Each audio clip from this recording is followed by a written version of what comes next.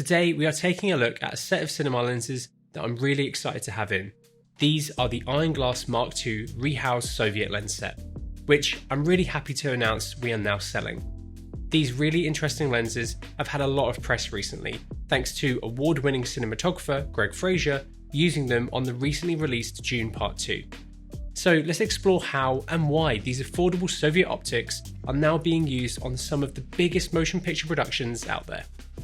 IronGlass have been working with vintage lenses since 2017, and over that time they have offered a range of solutions aimed at making these older lenses traditionally designed for photography better for filmmakers.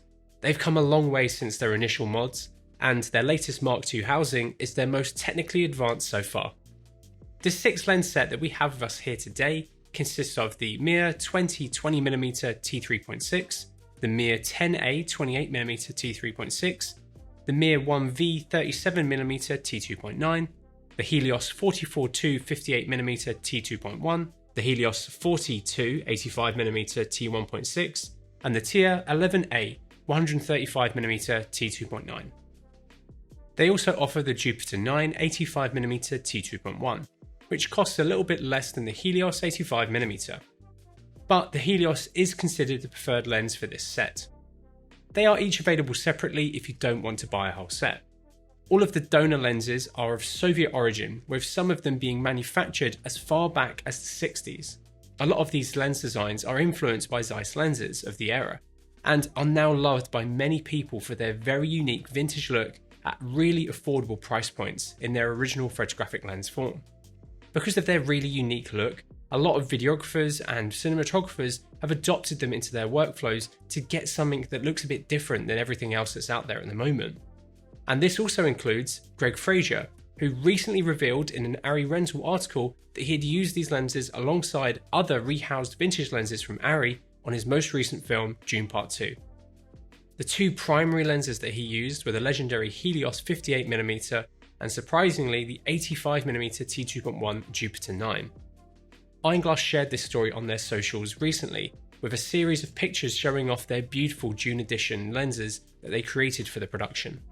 Fraser said in the Arri Rental article that they helped create the texture that he wanted, and the Soviet glass was especially well suited to what they were doing. They used all the lenses in harmony effectively. These lenses seriously do have a very specific look that Fraser clearly loves. He also used them on the Batman for the car chase scene in tandem with custom Arri Alpha anamorphics. Fraser also mentioned in the Arri article that the large format Alexa sensors are so good that he wanted to use characterful lenses to dirty up the image a bit. It's pretty awesome that vintage lenses like these are being used on the highest end cinema productions now. They also had a set on the Creator alongside the PNS Kawa and Atlas Mercury anamorphics, though they were mainly used for drone work and for whenever visual effects plates were being captured. These productions have access to any piece of kit they creatively want to use, so the fact that they are using old Soviet optics rehoused by a small team in Ukraine really is quite remarkable. You can go onto eBay right now and pick up these optics to experiment with very affordably, though of course the lensing on these high-end productions is only a small fraction on why the images you see on screen look so good. And you will rarely see these original photographic house lenses on a high-end set like this, and that's where IronGlass's fantastic rehousing comes in. These Mark II housings are a big step up from the Mark Is. The first most apparent difference is just how much more professional they look compared to the original housings. They are much more robust and substantial in the hand and look like something you would expect to see on higher end cinema productions. But the improvements aren't just cosmetic. The quality of the mechanics here has also improved massively. The Mark I housings used helicoid for their focusing, which does have its advantages, but came with a few issues as well. Because of this system, the Mark I's barrels would extend as you focus, which could make them challenging to use with matte boxes. The Mark II solved this by implementing a new helicoid cam hybrid system designed by IronGlass, and the mechanics do feel very good. Focus is smooth but a touch on the faster side, and apertures feel consistent. They also all internally focus, so you can use clamp-on or bar-mounted matte boxes without any concerns or issues. Though the 20mm and 28mm front element do extend out past the front of the lens, so do be careful when putting your caps back onto them, putting them down, or using them with filters positioned closely. The sizes of the lens are a bit inconsistent, with the 20mm being the smallest, the 28, 37 and 58mm being basically the same size, and the 85 and 135mm being the largest two. The weights are also a little inconsistent. Some of them are decently light, which is probably due to the donor optics being so small compared to some of the larger lenses. They all feature a 95mm outer diameter for clamp-on matte boxes and a 92mm filter thread, apart from the 20mm. Each lens has regular 0.8 pitch gears for both focus and iris control, which are placed consistently across the set, which will make for faster lens swaps when using focus accessories. The focus scales are available as imperial, metric, or dual scale upon request. Each lens now has a 300-degree focus ring rotation as well, with decently spaced clear markings. As the donor optics have been initially designed for photography use, they originally have a given f-stop, but with the Mark II housing, they are converted to t-stops, which for cinema use is pretty much essential. They are available in PL, LPL or EF mount, which are all stainless steel mounts and use a shimmerable as well. If you want to get the most versatile set, I would probably suggest grabbing the PL and then also grabbing IronGlass's PL to EF adapter, specifically designed for the Mark II lenses. The front caps are excellent here. They are nicely weighted and have great marks on the front of them as well. The rear caps are nicely designed, but can be hard to get on and off. This is due to the different wear on the rubber gaskets in the cap. I spoke to IronGlass about this and they are going to change the tolerance of them to make them easier to get on and off. However, if you receive a set and they are harder to get off than you'd like, you can easily remove the rubber gasket. They will just become much looser. The quality of these rehousings is so much better than you would expect at their price. They really do transform how these original photography lenses perform for motion picture acquisition. This set we have in currently is a loaner set from IronGlass and are an early version of the housings. This means that the 58mm in this set has part of its original lens marking inside the lens, but this won't be the case with a full production set. IronGlass also give you the option to customize these lenses with different internal coloring options and with anamorphic iris modifications. The oval iris insert is a popular solution that was even used in the Batman that we mentioned earlier. When you buy the lenses from us, you can detail exactly what spec you want your lenses to be. The price from us includes the donor optics, which IronGlass source and evaluate themselves. If you'd rather source the optics yourself, you can provide your own ones. But if you do this, just make sure that they are really worthy of being rehoused. IronGlass has a lot of experience doing this, and they only choose the best optics that they can find and evaluate. Given how hard some of these lenses are to find in mint condition now, this might be worth the extra over buying them and having to do the binning process yourself before sending them to IronGlass to rehouse. The Mark IIs have seen a slight improvement in minimum focus distance too, with all of them featuring pretty decent close focus distances now. The 20mm has a close focus of 17cm or 7 inches, the 28mm is 20cm or 8 inches, the 37mm is 36cm or 1 foot 3 inches, the 58mm is 46cm or 1 foot 6 inches, the Helios 85mm is 75cm or 2 foot 5 inches, and the 135mm is 1.15 meters or 3 foot 9 inches. If you want to keep up with the latest and greatest kit, please subscribe to the channel if you haven't already. And if you want to buy anything you see in this video or want to get your hands on these IronGlass lenses yourself, or any other kit for that matter, head over to cvp.com where our experienced team is waiting to help you. The whole IronGlass set doesn't have a rated image circle, and this is because the different lenses behave quite differently to each other. So let's take a look at how they perform on our lens coverage tool. For these examples, we have the blue outline for the GFX 100 in its stills mode, and then the yellow line for the VRaptor VV8K 17x9 sensor, and the green is the Sony Venice 2 in its 3x2 mode. Starting with the 20mm, it has good coverage, but will vignette slightly when towards infinity, especially on the Raptor's wider sensor. Cropping into 16x9 will somewhat fix this though.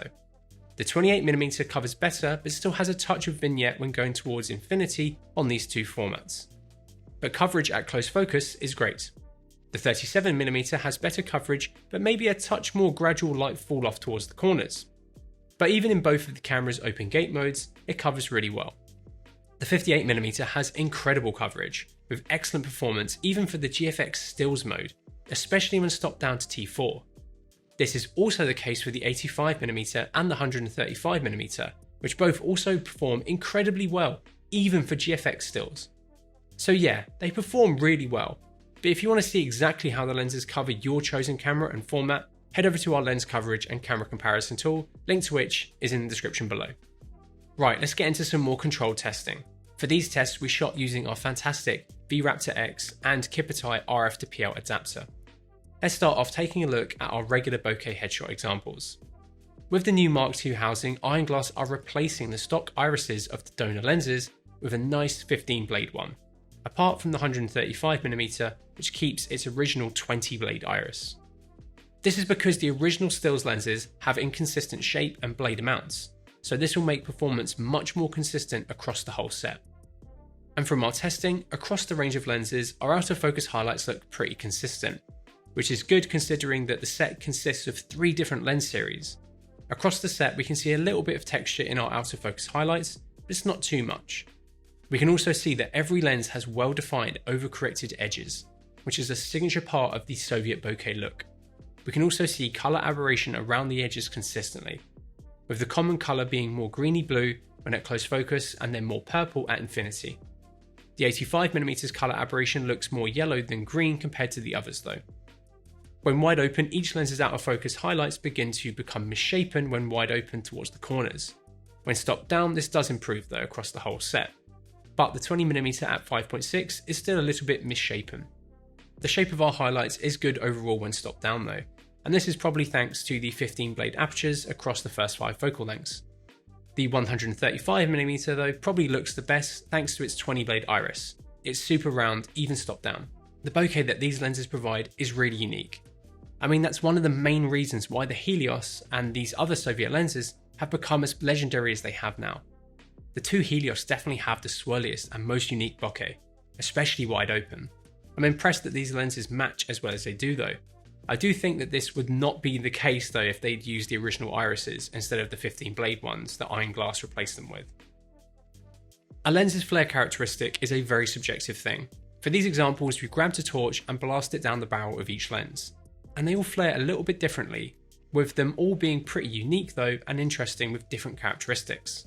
The 58mm probably stood out the most here though, as wide open you have a huge amount of veiling glare.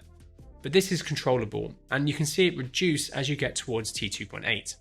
The 135mm is probably the most well controlled out of the set, whereas the 2 Helios definitely look the most hectic. If you want to see our full uncut lens testing, head over to our Vimeo to see the full cut. Up next, let's have a look at the lenses on our resolution chart. For these, we are shooting on our Red Raptor X again with the Kippertie adapter, and processing them through Resolve on an 8K timeline with our deco quality maxed out. Starting with the 20mm wide open, center performance is good with some slight aberration. Towards the edges we can see very heavy contrast and resolution fall off with muted chromatic aberrations. Stopped down to 5.6 we can see an improvement in contrast, but CA is still present throughout the frame. As we focus through the range we can see this weird focus shift in the center of the frame, which is a really odd artifact. The 28mm doesn't resolve quite as well as the 20mm. It has a bit of CA in the center of the frame, but this is low compared to the other lenses. It has heavy fall off towards the edges, with CA present here too. Stopping down to 5.6 improves resolving power, but CA is still present. The 37mm wide open performs really well in the center, with low CA and good sharpness. There is a resolution drop off towards the edges again, and there is some slight CA here too. The edges of the frame improve though as you stop down, but they aren't super clean and sharp. The 58mm was difficult to get critical focus wide open on, but it seems to focus best with a bit of pink aberration. Center performance isn't amazing here though, even compared to the previous lenses. It also has heavy fall off towards the edges of the frame. Stopping down helps with its performance though, with the center really improving at T4 and the edges looking good at 5.6. The 85mm is a similar story to the 58mm. When best focused for the center, it has clear CA in the center of the frame wide open. It also has heavy resolution fall off as we approach the edges of the frame. Stopping down does improve the edges at 5.6. Performance in the center is very solid from 2.8 onwards, with CA being reduced and good resolving power. The 135mm wide open looks to resolve best in the middle with a touch of pink CA. It falls off towards the edges again, where its performance really improves as you stop down, but there is pink CA present across the frame at 5.6. Evaluating lens performance like this is only half the story. And of course, this kind of performance could be the look you want when on camera shooting real subjects. The whole point to show you this is so you can understand what the lenses are doing across the set, so you can use them at the right t-stop for the effect that you want for your shot. The fall off towards the corners can really help isolate your subject, and it's a very popular characteristic for lenses to have in the current cinema lens landscape. Let's take a look at some focus breathing examples. For these, I'm pulling focus through the entire focus range quickly, so this will look exaggerated versus a real world scenario. Looking at these examples, we can see pretty substantial breathing across the set, but this is the kind of performance I expected from such old optics that were initially designed for stills photography. For our distortion tests, we shot with our Fujifilm GFX100 II in its stills mode, so what you're seeing here is far beyond what most full frame cameras will see. So I've put some overlays over the image here so you can get an idea of how they perform on more conventional formats. The 20mm has a bit of barrel distortion, the 28mm has a little bit less barrel distortion than the 20mm, the 37mm has a bit more barrel distortion, the 58mm is very well corrected, the 85mm has a tiny bit of barrel distortion, and the 135mm has clear pincushion distortion. I'm actually really impressed with the performance of these lenses here. They are all pretty well corrected considering how old these optics are. For our colour shift test, we shot the same grey card under the same lights using the same camera and settings in the centre of the frame. We then normalised them all in Resolve and noted down the different readings. Here are our findings. The two outliers are the 20 and 37mm, but the other ones are pretty close to each other. It's pretty good considering how old the optics in these lenses are. The IronGlass MKII Soviet Set is a really unique and interesting series of lenses.